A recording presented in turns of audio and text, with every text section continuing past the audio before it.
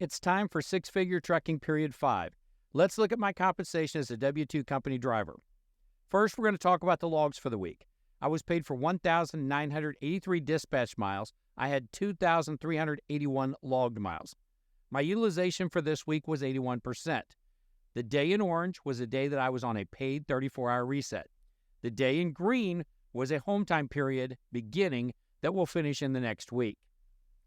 My unedited pay statement for period 5 of 2024. This includes all trips from January 21st through January 27th.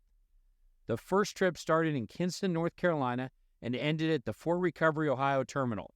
It paid $426 for 670 miles. The second trip started at the Fort Recovery, Ohio terminal and ended in Newcastle, Indiana. It paid $1,089 for 1,313 miles. The first week of every month, I am paid $300 for the insurance cash out. This is for those of us who do not use the company-offered healthcare insurance. Downward securement paid $48. Empty miles paid $118. Securement paid $49. The insurance cash out paid $300. A 34-hour reset paid $100. Loaded miles paid $1,059. And stops paid $142. Total earnings for this week was $1,816. We keep hearing across the industry drivers are making less money and getting less miles. I'm one that believes in hard numbers rather than anecdotal information. Here's a comparison of my miles and compensation for the last 4 years.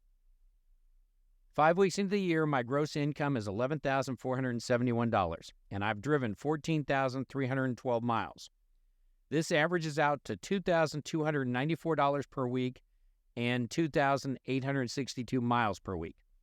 Estimating that over a year, I'm on track to earn $119,297 for 148,845 miles.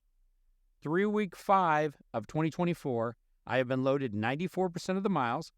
Only 5% have been hazmat placarded miles. This is a map of the miles I've traveled per state year to date.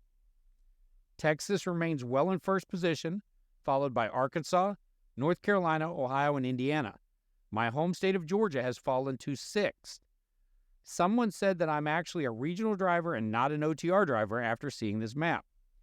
I'm an OTR driver, but dispatch asked me what I want to do when we call or walk in. I tend to opt for the same runs. I'll see what I can do about adding a couple of more states to the map in week number 8. Here's the home time that I've taken this payroll year.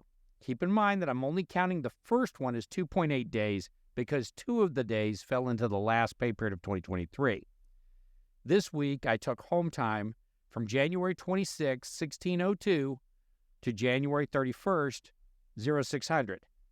That was 109 hours, 58 minutes, or 4.6 days.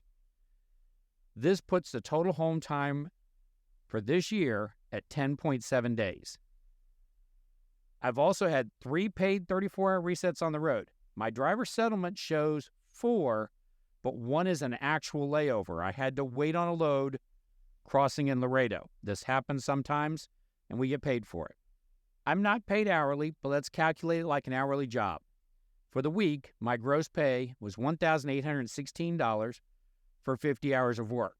If we break that down to a typical hourly job, it would be 40 regular hours and 10 hours of overtime, resulting in an effective pay rate of $33.22 per hour. Straight hourly pay would be $36.48 per hour. Year to date, I've earned $11,471 for 274 hours worked. Out of those hours, 200 would be regular time and 74 would be overtime.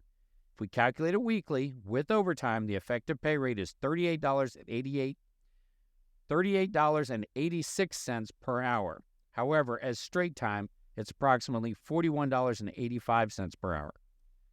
As always, make sure you're enjoying every day at work.